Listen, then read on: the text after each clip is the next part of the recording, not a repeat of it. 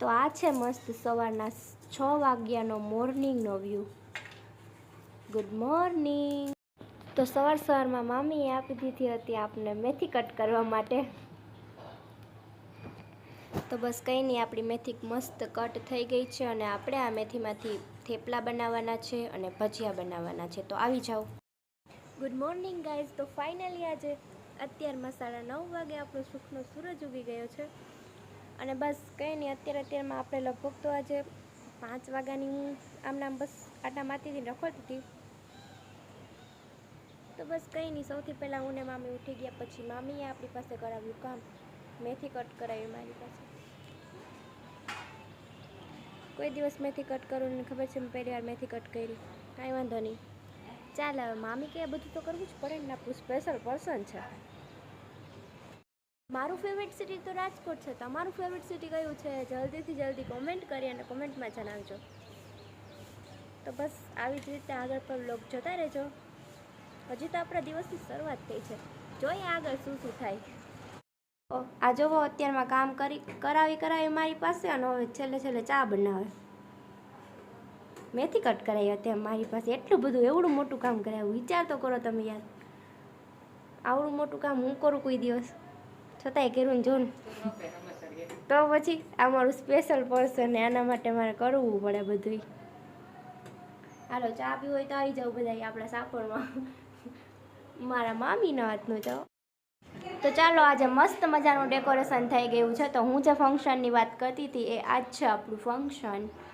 તો ફ્રેન્ડ્સ, કમેન્ટમાં જરૂરથી જણાવજો તમને કેવું લાગ્યું અમારું ડેકોરેશન. તો શું કરો મમ્મી, તમે કેમ આજ તૈયાર થાવ? આપણે જે આજે ભાભીને પંચમાસી બાંધવાની છે એટલે તૈયાર થઈ છે એના માટે. તૈયાર થઈને આપણે કમ્પ્લીટ છે. અરે પણ બહુ મસ્ત લાગો. એમ લાગવું જ પડે ને. તો પછી કઈ બા છે, વાત ન થાય તમારી પણ. આપણું ડેકોરેશન આખું મસ્ત મજાનું થઈ ગયું હતું. મને વળી છેલ્લે યાદ આવ્યું, ડેકોરેશન તો થઈ ગયું, ફૂલ બાકી રહી ગયા. પછી ફૂલનું ડેકોરેશન પાછું કર્યું અને પછી બસ તું જોતી હતી કે હા ડેકોરેશન તો જવા જ મસ્ત થયું. મેં કે આમાંથી એકાદ ફૂલ ફૂટે તો કેવી બીક લાગે. મને તો બહુ જ નહીં બીક લાગે, તમને ખબર તો છે યાર. અને પછી બસ આપણે મસ્ત કૃષ્ણ ભગવાનને પણ સજાવી દીધા ફૂલથી.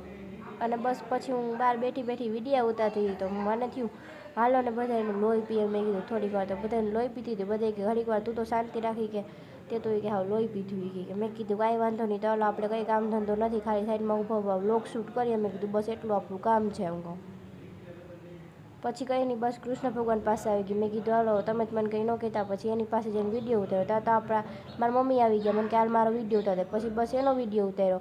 તો પાછા એ આવી ગયા હાલો પંચમાસી લઈને મામીને બાંધવા માટે. તો મામી વળી વધાવે એને ચાંદલાથી, ચોખાથી, કંકુથી.